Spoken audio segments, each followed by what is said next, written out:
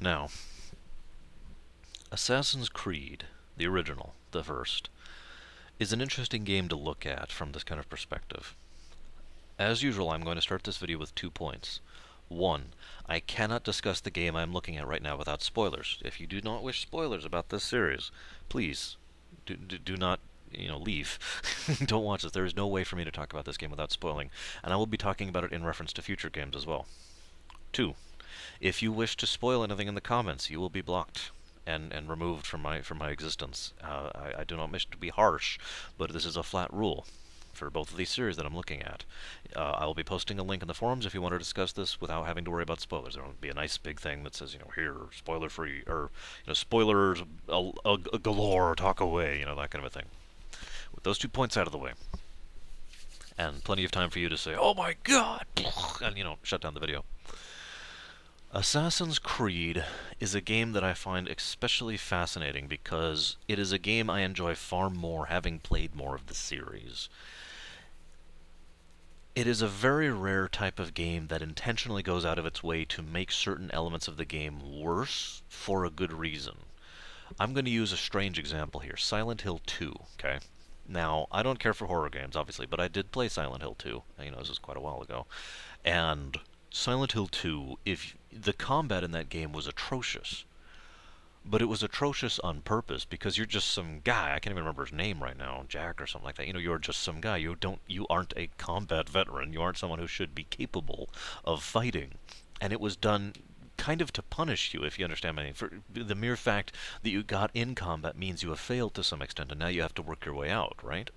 And running is probably going to be the preferable option anyways. So that was very well done, and it was done in service of the setting, of the atmosphere of the game, right? Several aspects of Assassin's Creed, the original here, are irritating, frustrating, and aggravating to me. Those include the combat, the water thing, the precision thing, blah blah blah.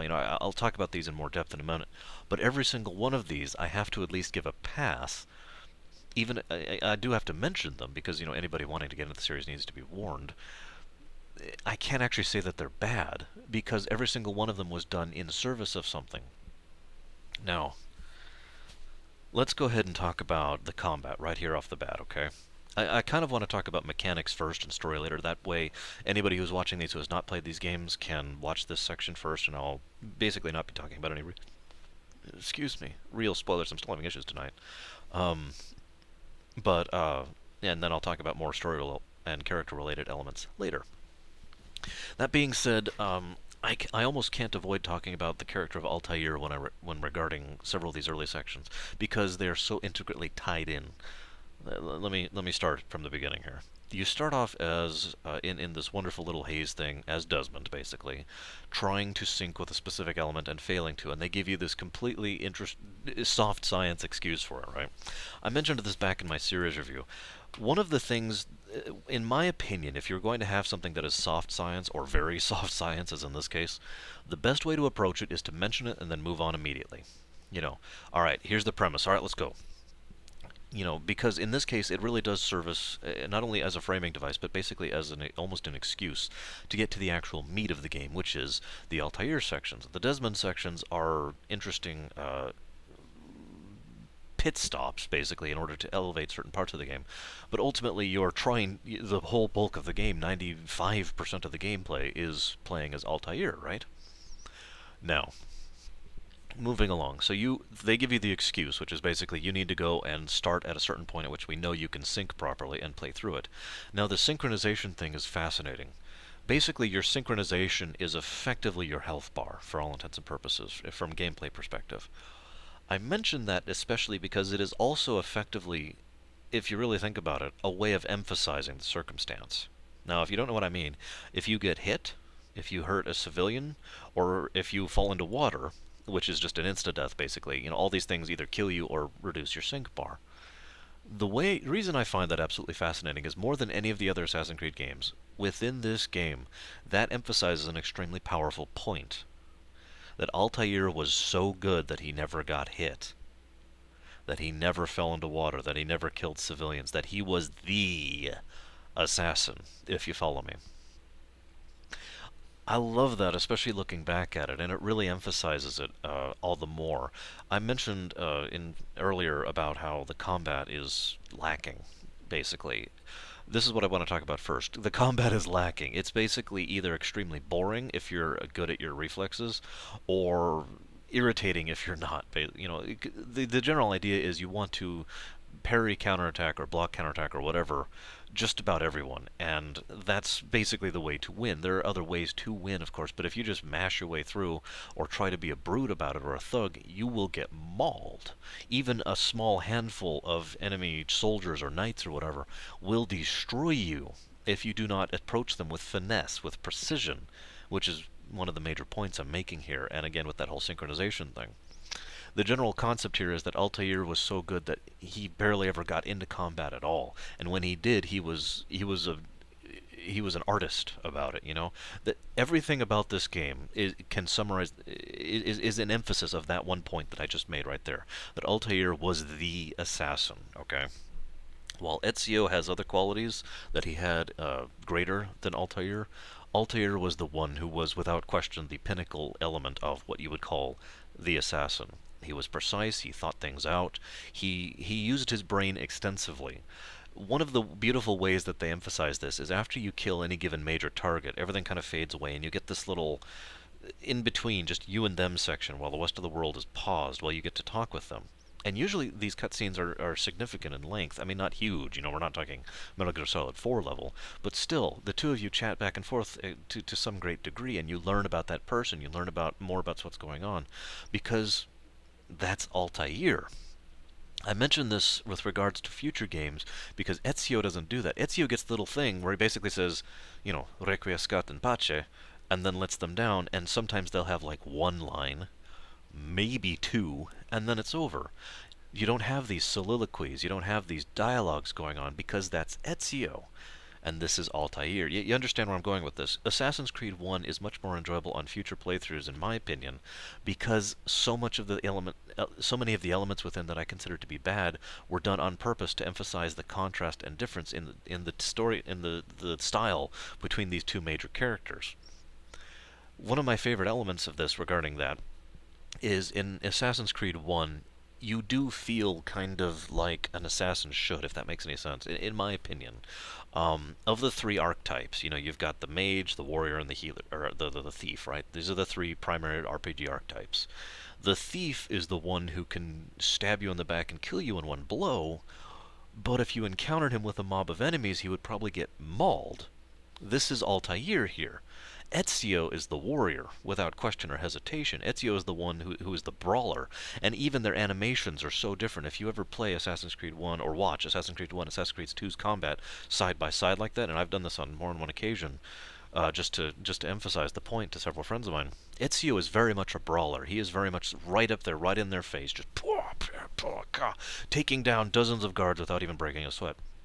Altair, every single one of his movements is calculated and well positioned, and there's no excess movement there. Everything about it is almost like he's dancing, for lack of a better term. There's a degree of artistry about what he's doing, and he approaches these combat situations very carefully. And this is just this is further praise for these games. Everything down to the basic animations, in addition to the actual gameplay mechanics themselves, serves to emphasize who Altair is to us.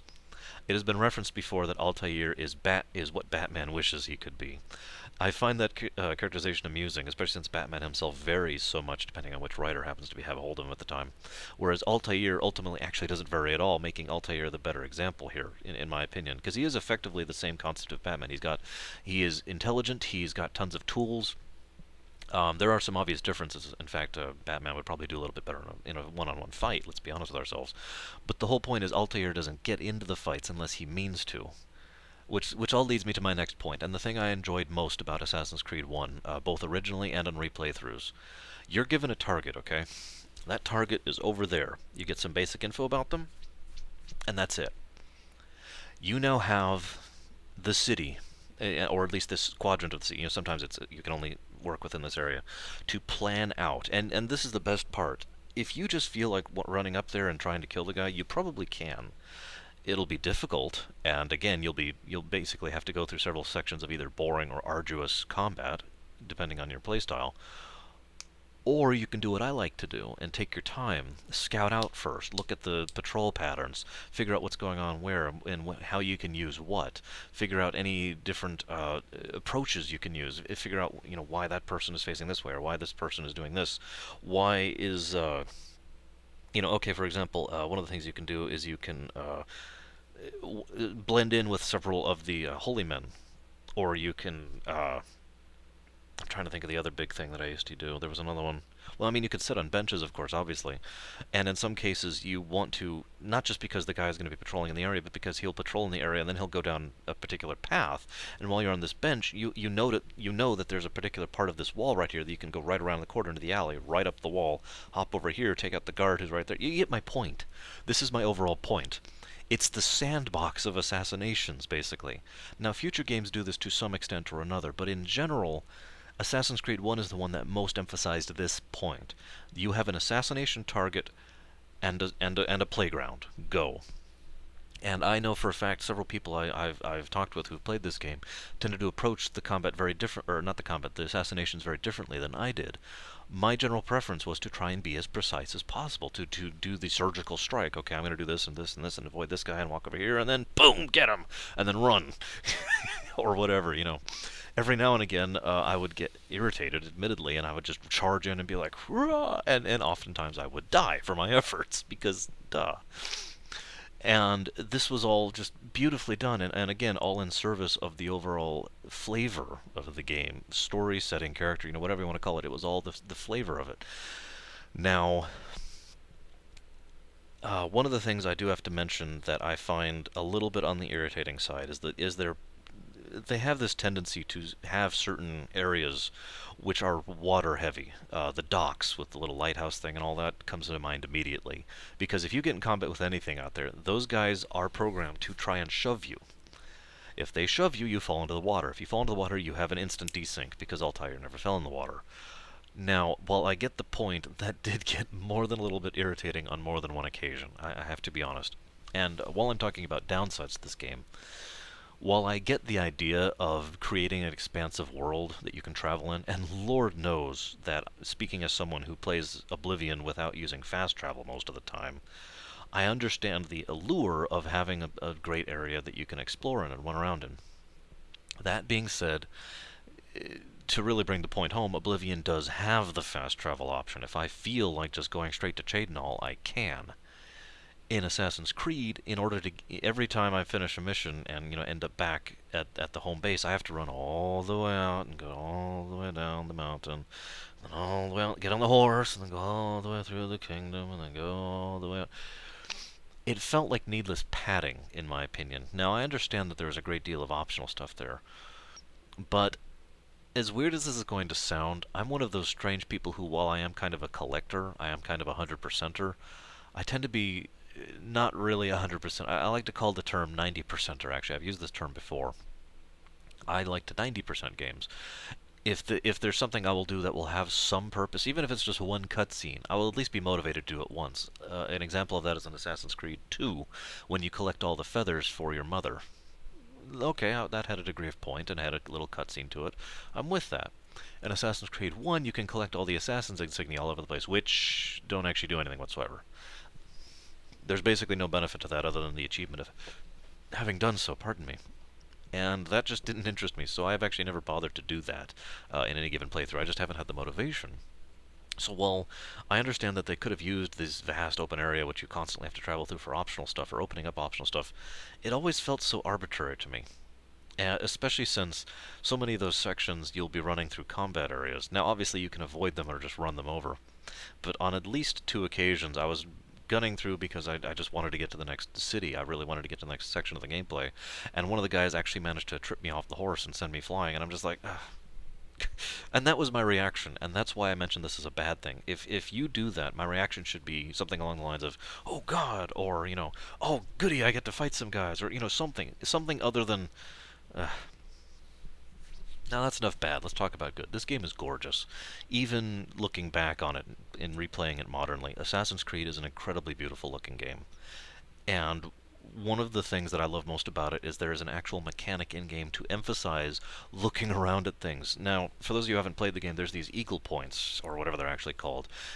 They're basically climbing puzzles. The ones in Assassin's Creed 1 were actually quite simple, all things considered. Not that I'm complaining.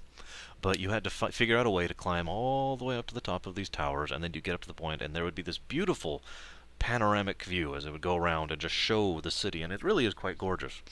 And I tended to enjoy doing that because this is A, there was a point to it. In fact, there's 2 points to it, and B, because I actually enjoyed doing it as opposed to going and finding the little assassin symbols. The 2 points to doing so are, one, it'll fill out more of your map, and two, it looks amazing. It literally is just a moment to sit back and enjoy the view, quite literally, right? Now, one of the things I've heard some people complain about in Assassin's Creed 1 is the idea that you already have access to all the skills and all the equipment that you will ever have, basically. The only exception, well, I'm not going to get into that, but the point is that you literally limit yourself based on certain story elements I'll get into in a moment here, so that you are restricting yourself to only use these things. Now, I have seen this mechanic used in another game, another rather controversial game I might add, called Metroid Other M. Now, I have very few good things to say about that game. I'm just going to make my opinion very clear right off the bat here. And almost all of those bad things I have to say about that game are related to the story and the character assassination of Samus Aran. Okay? Now that that's said, one of the things I think that story did more improperly was Samus refused to use certain of her abilities that she already had until it was authorized by whatever his fake name was. I can't even remember his name right now. The guy from Fusion. Well, you know what I mean.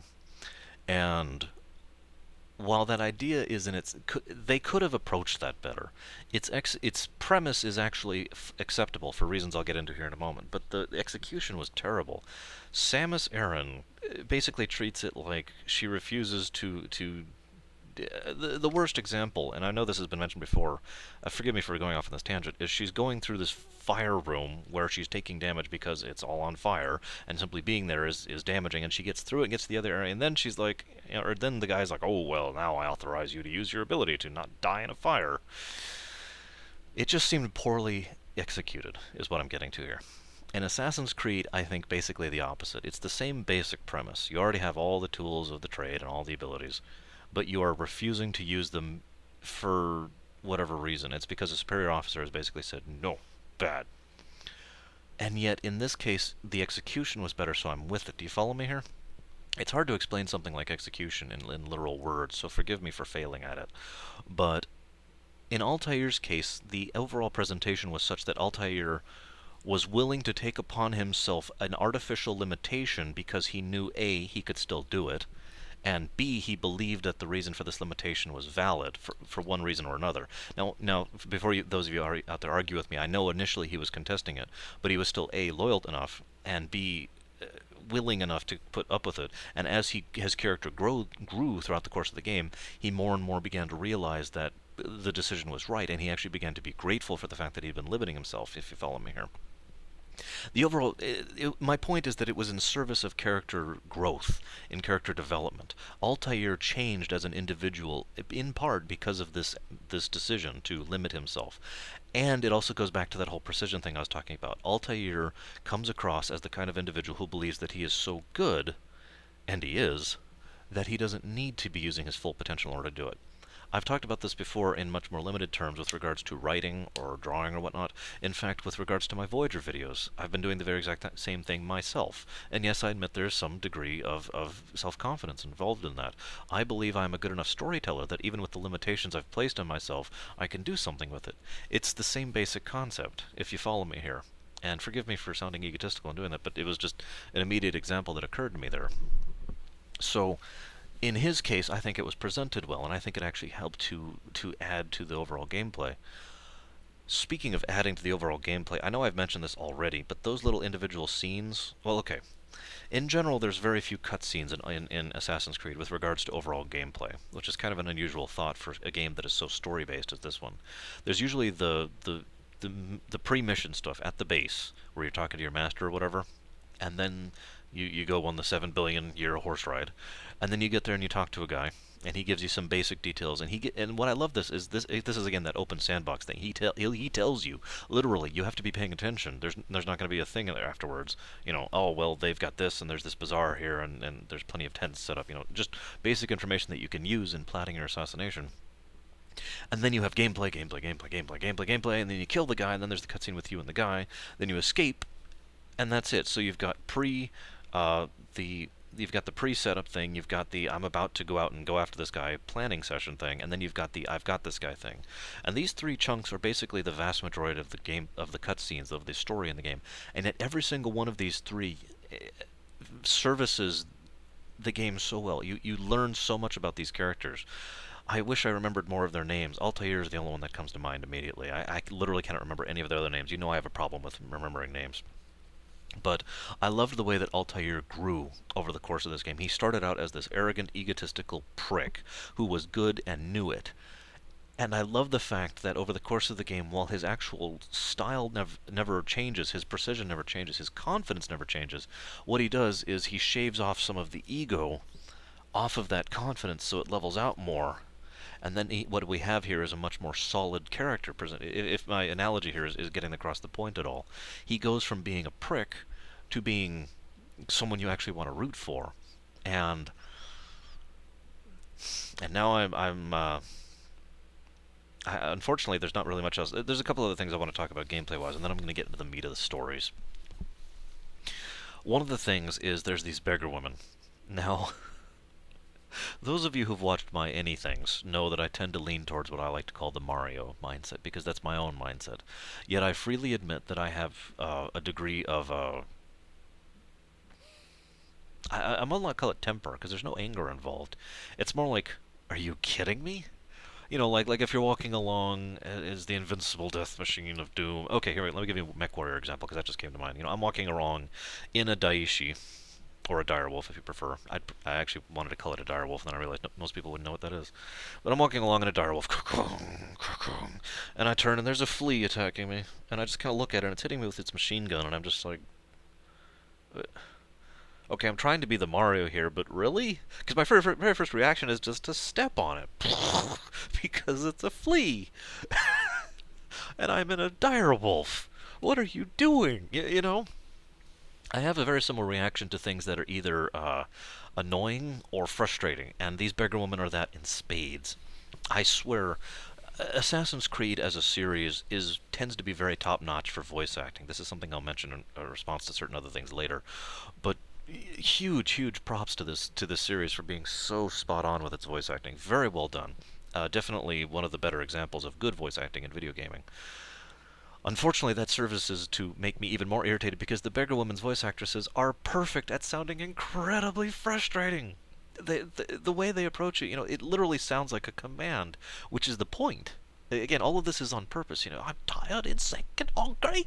I can't even do it, and I don't want to get that loud for fear of waking people up. But you get the point across. And so it's every now and again, I would just look at them and be like, oh, screw it. Because it just drove me crazy. Now, after a while, it subsided to the point where I just kind of ignored them, and then I discovered something. And on this most recent playthrough, I discovered something that never actually happened before. If you ignore one of them and start climbing one of the walls and whatever you're doing, they will start throwing stuff at you, dislodge you, and make you fall. At which point I immediately turned around and stabbed her to death because, oh my god, woman. And then reloaded the mission because, I just desynced. But, god, really? I just had to mention that because the interactions with the NPCs, if you can even call them that, are actually rather enjoyable in my opinion. The walking through the crowd of the monks and staying hidden there, or sitting on the bench just kind of chatting your thing, doing your thing here. These are very minor interactions, but they're surprisingly diverse in the ways you can use them. I mean, obviously there's the most obvious usage, but the ability to just kind of hang out and be like, really works surprisingly well. Now, one of the things I do have to say that's sort of a negative, but not really, is that, and I haven't actually mentioned this yet, there's several little side quests you have to do to get information regarding your target, okay? All of these side quests are the same basic thing. Chase someone, listen in on someone, Honestly, I can't even think of another one. I'm sure there's another one. I think there's at least a kill someone in there somewhere. But my point is, several of these, after a while, it got to the point where it was like, okay, I, I've done this before. There was very little variation in their presentation. This is something the series did get better at, with its side quest. But here in Assassin's Creed 1, ultimately you're doing the same basic 3 or 4, or however many there are, side quests every single time you're prepping for a mission, and it did get a little old. But it never got bad, if you understand what I mean. It may have gotten boring, but it never actually got to the point where I was frustrated or I was like, oh god, why am I doing this again? So I do have to give them credit for making it overall enjoyable enough to do that even excessive repetition only ever wore me down to the point where I stopped enjoying it as opposed to actively unenjoying it. And it did help that there were things to space it out. Again, like the climbing and, finding all the little sky part things and stuff like that missions, which I actually did rather enjoy quite a lot. Now, I think that's basically all I can talk about the gameplay until I get to a further point. This is your official warning. I'm going to start going into spoilers here, okay? Ready? 3, 2, 1. Towards the end, Assassin's Creed has an extremely fantastic climax. In fact, I would argue probably the best climax of the series to date. Seriously. Um, Towards the end of Assassin's Creed, you go. The Crusades have basically started, or I'm sorry, another Crusade has basically started, and you have to go out. I'm not going to go into too many details, especially since I don't remember names, but you have to go out and basically fight your way through a huge amount of troops in order to get to the guy and fight his men and then kill him, and then you have this wonderful soliloquy scene where you find out that and this is spoilers, okay, your master is actually not exactly a good guy. He's either the guy behind it all or the guy who started it all. They're actually kind of vague on this, and I think they did that on purpose with good reason. And this is extremely well done because, well, okay, two reasons. One, it was very high paced. It was very, the guard chases throughout Assassin's Creed, if you ever screw up and have to run, are frankly harrowing. They are full tilt on you, and they will not stop until they've either gotten you or you have gotten out of sight in some manner or another. And now imagine that, except there is nowhere to run to. The only thing you can do is try and get a little bit more distance to get your footing so you can fight back. Now, I admit that I am not particularly great at the combat in Assassin's Creed 1. I'm good at it. I actually never died in combat, I don't think. And in fact, I saved several screenshots of when I took down, like, oh, I don't know, 15 or so guys within a single round because, oh my god, I can't believe I did that. But I was still not perfect at it, and so I admit I had to do this climax sequence, where you're fighting your way through the path down to the one guy.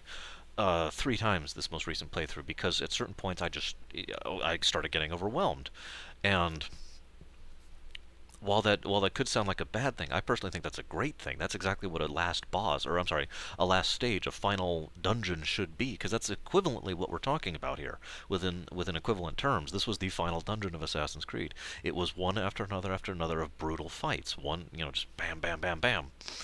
And it also served in excellent pacing. The overall story of Assassin's Creed has a very formulaic pacing. Build up, build up, build up, assassination, chukung. Build up, assassination, chukung. Well, actually, that's a lie. It's assassination and then flee, because after every assassination, you have to get back to the safe house. Until you do, there's literally no getting out of yellow status, or which is basically, they're still on alert anywhere. You have to get back to the base. So it's, assassination, flee, and then you get back. And it does this quite formulaically right until the end, at which point it does this, and it keeps going for a while, and then it reaches this almost fever pitch, and then it plummets, and then for the first time in the whole game actually starts going down. There's a point, this is the point of the game which I really just was like, whoa, at. I remember my first time playing this, and the impact was not lost on me. You finally get back to your home village, or town, or whatever you want to call it, and you're going through there, and those people were downright terrifying. It was so beautifully atmospheric. There's this very, very quiet song playing in the background, which is, I hesitate to even call it a song. It's more like a series of drum beats, but they're very quiet drum beats. Just dun dun dun dun dun dun dun dun dun dun dun, and that's all you've got. And there's this kind of like off-pitched wail going on in the background, and everyone around you is just kind of following after you, kind of like zombies, for all intents and purposes. Not actual zombies, not literal zombies, but I mean just that general, you know. And that whole section was Beautifully atmospheric, beautifully mood setting. Oh my god! And then you get to what was actually the hardest fight in the individual fight in the game for me, where you have to fight like 8 of those of your own assassins who have been mind controlled. Which, spoiler alert, is what's happening, all at the same time. I ended up having to jump onto the roof and take them out from there with slightly less possibility for being surrounded, which did work. I probably should have done that initially. Whatever. And you go through this whole section, and it is just chilling. And as you're going, it never actually goes up. The pace never goes up. It keeps getting quieter. Even through that horrible battle I just mentioned, it's still all the more dreading. You are fighting your own people against their will, basically, and it's just like, oh my god, what am I doing? And it reaches this bottom point, and then it just spikes up as you reach your master, and he gives that beautiful line, which I meant to write down, unfortunately. I've learned that nothing is true and everything is permitted. I may be getting that in reverse, I apologize, but the point is just boom, and then it just skyrockets up, and you have this wonderful final boss fight. I admit I had been wondering for basically the whole game how in the world a game like this could possibly pull off a final boss. Definite props for actually managing it, even though you're fighting your own master and all that. It's pretty clear in all aspects that you are the superior combatant, but he has the apple. And he uses it, and he uses it quite well, all things considered. This is a trend the series would continue in the future, I might add. But it makes sense, and so I give it a full pass, because it does, it makes sense. It actually gives an appropriate climax and finale to the overall game. And then you get out of it, and it's like, oh my god, there's the apple. And then out of nowhere, this is the reason why, even though I question their use of the future sequences and the framing device of the Animus, I will nevertheless say it was overall a net positive contribution, because what happens is, after all this point in time, I don't know about you, but I was so stuck in the Altair story, I was so immersed in it, that I forgot Desmond existed, especially my first time through. And so I'm just like, oh my god. And then the apple shows up, and it shows the Earth, and it starts pointing things. Now, speaking as an old sci-fi fan, the idea of science, of advanced science, alien science, being present in old history is a kind of a common theme. I'm not saying that's a bad thing. What I'm saying is that it is a recognizable thing. So the moment that happened, it became immediately clear what had been, what had been building up all this time in all those little side sections where you can check the emails and stuff. All of that had been leading up to this moment where you realize that this apple that they've been trying to get and use this whole time is actually a device, a piece of technology from some alien or whatever advanced civilization from way back. Keeping in mind, given this era during the Crusades, the idea of the globe and having a perfect globe like that was unfeasible. Yes, they knew it was round, but you get the general point. I mean, Aristotle proved it was round, for God's sake, so they knew that. That's not what I mean. What I mean is a perfectly designed sphere with actual pinpoints, this is here, this is here. That speaks to something else entirely. And so as I'm looking at it, I'm like, oh my god. And then you start to hear the bastard, the villain of the whole series, basically, the doctor guy who I hate, and I want to rip his throat out and then feed it to him. I don't like that guy. You have that whole sequence, and you're pulled out, and they're like, okay, and now, there's this very clear emphasis that they're probably going to kill you now because, they're done with you. And it's just such a strange shift in tone. I've been doing this thing for the pacing, for all the games I've been talking about. I don't know what to call this on here. It is like, instead of doing this chart, all of a sudden you're on a sphere. Instead of this two-dimensional graph, all of a sudden you're on a sphere, and now the pacing's doing this thing. It's like a completely different modality, if you understand me. All of a sudden you're there, and having gone through all of that, through all of Altair's story, now you're just like, oh god, now they're going to kill me, and now what? But now you can see, now you can use that eagle vision thing, or whatever it's called, out in the real world, and see this writing on the walls, and you're like, okay, and then it basically just ends, for all intents and purposes. I mean, there's a little bit more than that, but for that, then the game ends.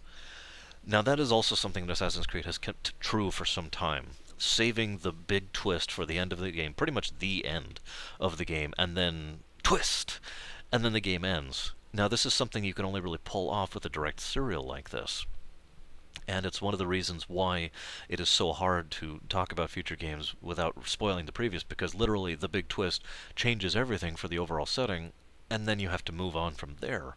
After all, Assassin's Creed 2 does begin immediately with you escaping from Abstergo as Desmond, and and the whole vision thing and stuff like that. You can't really go into that without spoiling everything that just happened in Assassin's Creed 1. And I could keep going in further reference to that, but I'm going to stop there because we're still talking about the first game. But it was extremely well done for all intents and purposes, and that's why I do give them a pass on that. Now, There's one other thing I'd like to talk about here, a great deal. This is the most logical place to talk about it, in my opinion. The Templars are the bad guys, right? There's generally very little argument about that point.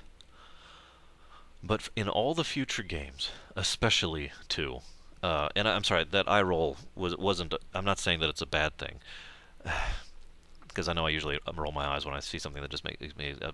The bad guys in two were very, very bad guys. These were people with evil stamped across their forehead, you know.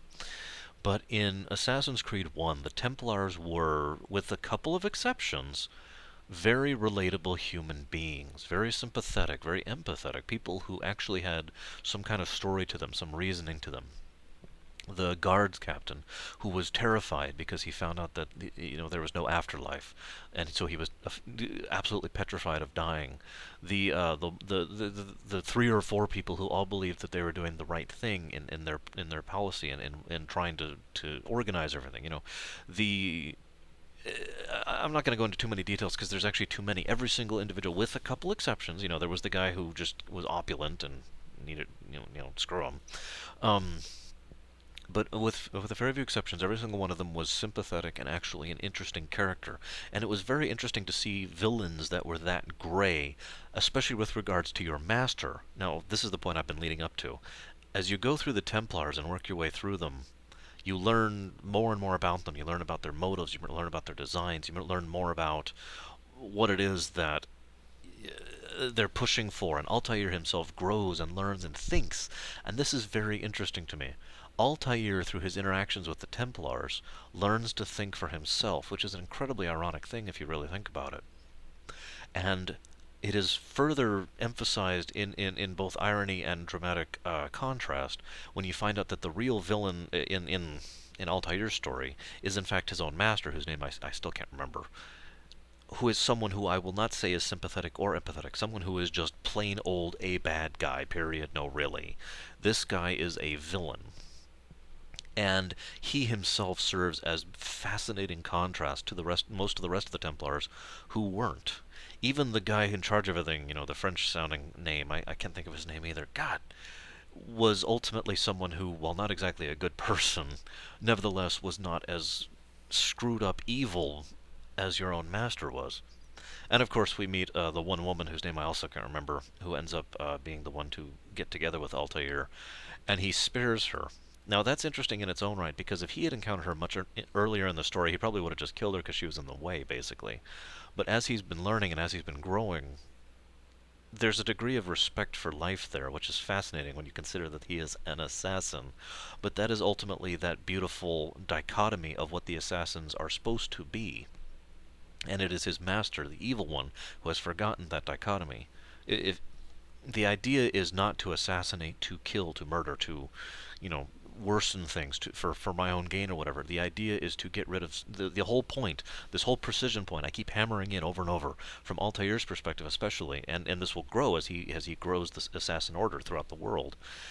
Is to specifically get rid of individuals with precision in order to remove them from the circumstance so that the overall society can get better. It is, for all intents and purposes, a medical perspective, a doctoral perspective. I want to remove this one section of skin, or this one bit of cancerous cells, or this diseased chunk. I want to get rid of this branch so that the other branches can grow more so that the rest of it can heal. That is the mentality in a nutshell. And as he grows and learns, you get to see this more and more in his outset, in his word choice, in his action choice, until finally he meets this girl and lets her go because, well, what would be the point in killing her? And that also further emphasizes why, despite the irritations, killing any of the civilians is a desync, because you shouldn't do that in general. It's contrary to the entire fundamental belief that he holds. Absolutely fascinating. Oh, excuse me. Now, I think I'm actually done, as strange as that sounds. I was always kind of worried because I feared this video is going to be a bit shorter than the rest, and indeed this game is a bit shorter than the rest, padding notwithstanding. But if anybody out there would come to me and say, should I pick up the Assassin's Creed series, after establishing a few basic things as to whether or not they'd enjoy the format or not, one of the big questions I have been asked, because that's come up before, is where should I start? And every single time my statement has been without hesitation, the first game.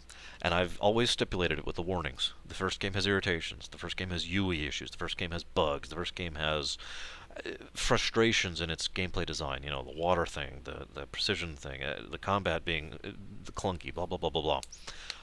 But I still emphasize that you should pick up the first game first because the second game doesn't mean nearly as much without the first game there to place it in a contrast.